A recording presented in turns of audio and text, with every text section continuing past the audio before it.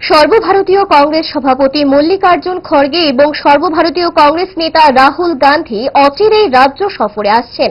শুক্রবার নয়া দিল্লিতে লোকসভার বিরোধী দলনেতা রাহুল গান্ধীর সঙ্গে সাক্ষাৎ করেছিলেন প্রদেশ কংগ্রেস সভাপতি আশিস কুমার সাহা। তাদের মধ্যে রাজ্যের বিভিন্ন ইস্যুতে আলোচনা করা হয়। উপস্থিত ছিলেন প্রদেশ কংগ্রেসের ইনচার্জ সাংসদ সপ্তগিরি শঙ্কর উল্কা।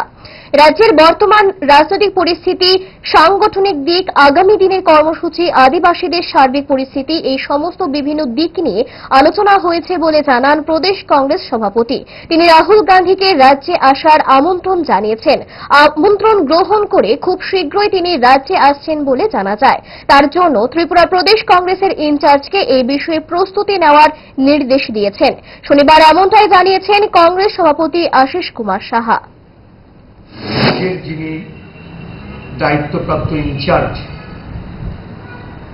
সপ্তগিরি শঙ্কর উলাকা মাননীয় সাংসদ, ওনাকে প্রদেশ কংগ্রেসের সঙ্গে আলোচনা ক্রমে শীঘ্রই একটা সফরসূচি জানানোর জন্য উনি আগ্রহ দেখিয়েছেন। আমরা আশাবাদী যে রাহুল গান্ধী রাজ্যে শীঘ্রই আসবেন এবং সর্বভারতীয় সভাপতি, জেলা সভাপতিদের সভার মধ্যে উনি নিজে থেকেই প্রত্যেকটা রাজ্যে উনি সফর করবেন এটা ঘোষণা দিয়েছেন।